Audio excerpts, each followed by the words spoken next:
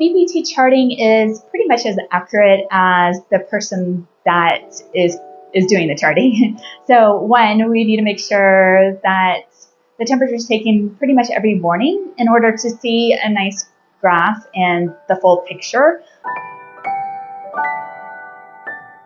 BBT charting is amazing. We love to see charts in our practice. Charts. Wonderful.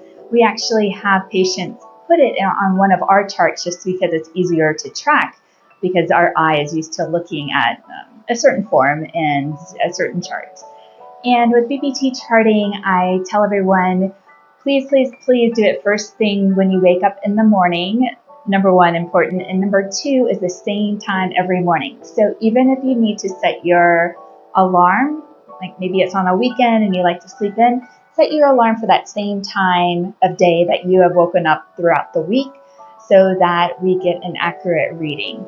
There are various kinds of thermometers, and we do recommend that you look for a basal body temperature thermometer, but you might have a thermometer at home that if it's reading in Fahrenheit, the first tenth of a degree afterwards, as long as we're getting that reading as well, you should be fine. And if you do end up changing thermometers, we recommend changing at the end of a cycle. That way we're consistently seeing the same thermometer throughout that cycle.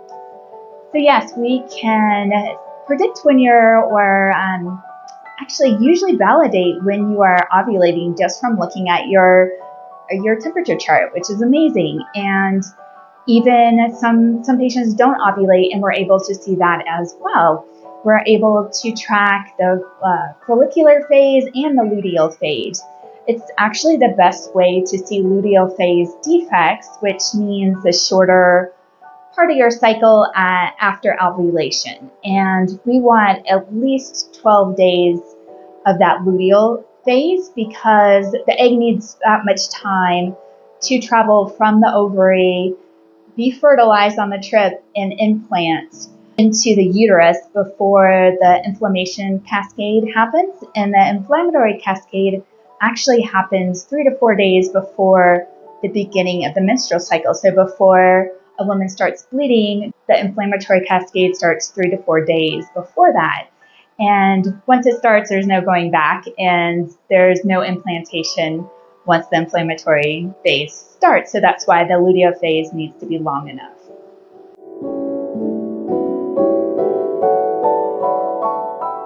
BBT charting is pretty much as accurate as the person that is doing the charting.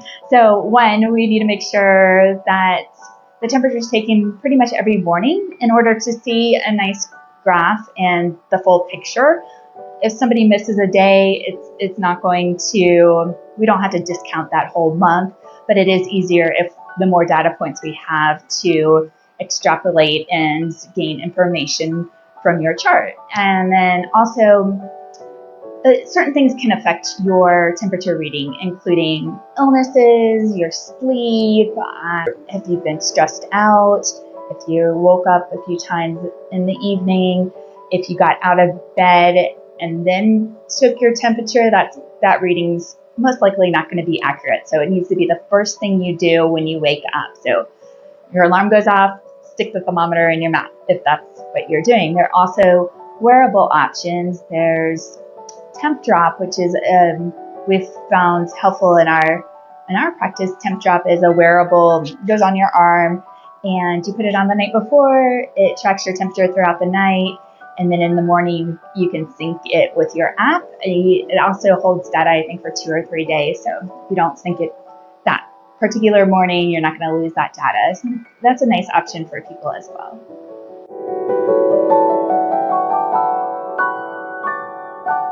I believe there is quite a bit of research out there that there's a certain technique, I believe it might be called natural family planning, which goes by mainly temperature charting and cervical mucus and maybe a few other signs and symptoms for the person doing the charting. However, for our purposes in the fertility world, usually couples are trying not to get pregnant just for a short period of time where they can maximize their health, whether it be go through a detox, and you don't want to be pregnant when you're detoxing and expose the fetus or the new baby to a bunch of chemicals. So most definitely we want to prevent pregnancy in those times.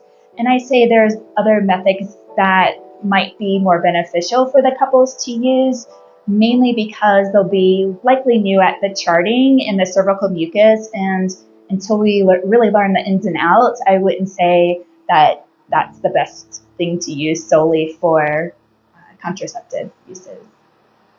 If you want to learn more about optimizing your health and your fertility, then follow me and subscribe to learn more.